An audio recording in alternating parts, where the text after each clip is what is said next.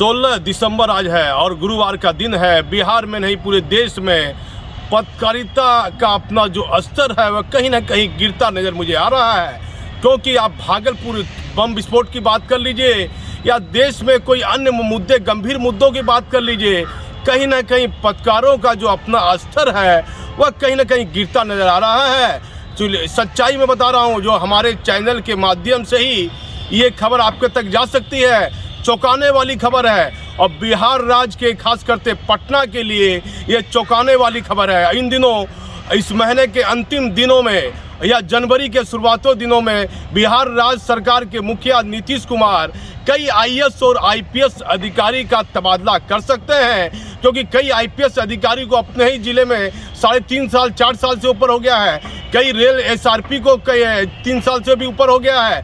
ऐसे में बिहार के मुख्यमंत्री को कई आईपीएस अधिकारी का तबादला करना है, क्योंकि कई आईपीएस अधिकारी को एसपी से डीआईजी में होना है, कई को डीआईजी से आईजी में होना है, कई को आईजी से एडीजी में भी होना है। और ये लंबा प्रमोशन है। लेकिन अब प्रशासनिक आला अधिकारियों में एक बात काफ़ी सुर्खियों में है। भागलपुर के सृजन घोटाले से ये खबर जुड़ जाती है। पटना सीनियर एसपी और भागलपुर सीनियर एसपी में एक नाम काफ़ी सुर्खियों में चल रहा है। और ये नाम किसका है ये कहना कठिन होगा, लेकिन उक्त आईपीएस अधिकारी के संबंध सृजन घोटाले में जो कलिंगा का राजू है, जिसे सीबीआई और प्रवर्तन निदेशालय राजू तक नहीं पहुंच पाई। राजू का एक नंबर है और उस नंबर से वो पत्रकारों से भी बात करता है और बड़े बड़े आला अधिकारी से भी राजू बात करता है। सृजन घोटाले में कलिंगा के मालिक एनबी राजू की क्या भूमिका रही, ये भागलपुर में और सीबीआई के आला अधिकारी में और लोकल पुलिस के द्वारा जो एसआईटी गठन किया गया था, एसआईटी की टीम ने राजू के शोरूम में छापामारी भी की थी, ये बिहार में किसी से छिपा नहीं है।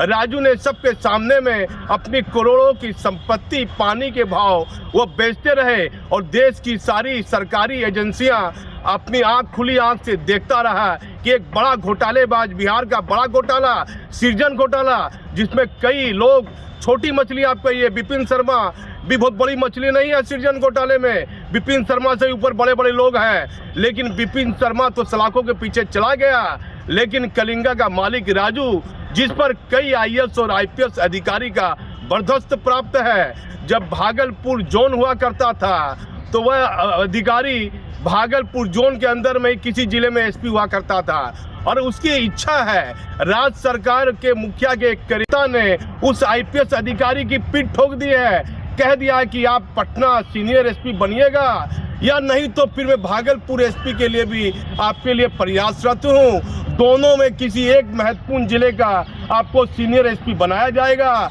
बिहार के मुख्यमंत्री को कहाँ कुछ मालूम होगा, वह तो इन सब बातों से अनभिज्ञ होंगे। माननीय मुख्यमंत्री जी, मालूम कीजिए कलिंगा के मालिक राजू के किस आईपीएस अधिकारी से संबंध थे और कौन आईएएस अधिकारी जो भागलपुर जिले के आसपास है और बड़ा प्रभावशाली है, वो भागलपुर का डीएम बनना चाहता है। एक आईएएस अधिकारी लगातार सुर्खियों में है। अब बालू के अवैध धंधे में वह कहीं ना कहीं पूरी तरह सम्मिलित है। माननीय मुख्यमंत्री जी, आप मालूम कीजिए, आप तो बालू के अवैध खनन के मामले में कई लोगों पर कार्रवाई आप कर रहे हैं, लेकिन एक प्रभावशाली आईएएस अधिकारी खुलेआम बालू के अवैध खनन में बड़े बड़े माफिया से मिला हुआ है और भागलपुर डीएम बनना चाहता है। देखिए, देश में तो कई बड़े बड़े इलेक्ट्रॉनिक चैनल और प्रिंट मीडिया के लोग होंगे, लेकिन कोई सिपाही 10 रुपया ले रहा है, यदि कोई इंसान छोटी सी गलती कर रहा है तो मीडिया उसे बड़ी प्रमुखता से दिखाता है। मीडिया का जो स्तर होना चाहिए, हमारा काम नहीं है, लेकिन मीडिया का जो स्तर होना चाहिए कि प्रभावशाली लोग जो बड़ा बड़ा घोटाला कर रहे हैं और व्हाइट कॉलर के अंदर छिपे हुए हैं, पर्दे के पीछे सभी लोग जानते हैं कि ये बड़े बड़े अधिकारी भ्रष्टाचार के कारोबार में लिप्त है, लेकिन कोई भी चैनल, बड़ा प्रकाशक समूह उनके खिलाफ कुछ बोलने और लिखने से कतराता है। माननीय मुख्यमंत्री जी, कई बातों पर आप गौर कीजिए तो आपके इस सुशासन में कई आईएएस और आईपीएस अधिकारी ऐसे पत्रकारों पर एफआईआर भी दर्ज करा रही है जो सच दिखाते हैं और सच बोलने की हिम्मत रखते हैं। लेकिन आप देखिए, ऐसे अधिकारियों पर लगाम लगाइए, इससे बिहार में आपकी छवि कहीं ना कहीं खराब हो रही है। दिसंबर और जनवरी महीने में कई आईएएस और आईपीएस अधिकारियों का तबादला होना है और राजू एक बड़ा नाम है सृजन घोटाले में, और उनके किन आईएएस और आईपीएस अधिकारी से मधुर संबंध थे। पटना सीनियर एसपी में एक आईपीएस अधिकारी का नाम 1 नंबर में चल रहा है और वह दूसरे नंबर में भागलपुर जिला का सीनियर एसपी बनना चाहता है। लेकिन बिहार के मुख्यमंत्री क्या उन सब बातों पर ध्यान दे रहे हैं या नहीं, ये कहना कठिन होगा। लेकिन बड़े पैमाने पर अधिकारियों का तबादला देखा जाएगा और बिहार के मुख्यमंत्री को एक बात पर जरूर गौर करना चाहिए, जो विवादग्रस्त अधिकारी हैं आईएएस और आईपीएस दोनों अधिकारी, दोनों रैंक में यदि विवादों में आए हुए अधिकारी हैं तो ऐसे अधिकारियों को कम से कम कोई महत्वपूर्ण जिले में या रेंज में तो आप मत दीजिए माननीय मुख्यमंत्री जी। वहां अपराध अपने आप को कहीं ना कहीं असुरक्षित समझेगी। जिस तरह आप देख लीजिए भागलपुर में 5-6 दिनों में लगातार 3 बम विस्फोट हुए, 2 व्यक्ति की मौत हो गई है। एसआईटी की टीम आकर जांच कर रही है, लेकिन लगातार अखबार में भागलपुर के बम का मामला सुर्खियों में है। लेकिन पुलिस मुख्यालय में बैठे आला अधिकारी सिर्फ फोन पर ही भागलपुर के डीआईजी से बात कर समीक्षा की रिपोर्ट ले रहे हैं। क्यों नहीं ऐसे गंभीर मामले में एडीजी रैंक के अधिकारी भागलपुर आकर समीक्षा करे कि भागलपुर में अपराध क्यों बढ़ा है और बम विस्फोट की घटना लगातार क्यों हो रही है। और जब बम विस्फोट की घटना लगातार भागलपुर में हो रही है तो बम निरोधक दस्ता की एक टीम परमानेंट भागलपुर के लिए उसको अस्थायी जगह क्यों नहीं दी जाती है।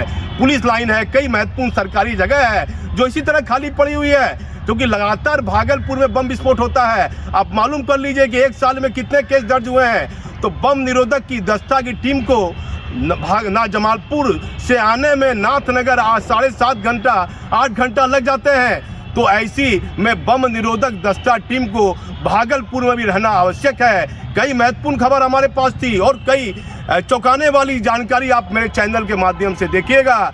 लेकिन कलिंगा के मालिक राजू से जिन आईपीएस अधिकारी के एक मधुर संबंध है, वह पटना सीनियर एसपी में 1 नंबर में उसका नाम चल रहा है, 2 नंबर में भागलपुर सीनियर एसपी में नाम है। अब राज्य सरकार उसको किस महत्वपूर्ण जिले का पुलिस कप्तान बनाती है, यह कहना कठिन होगा। मैं भागलपुर से दीपक नौरंगी।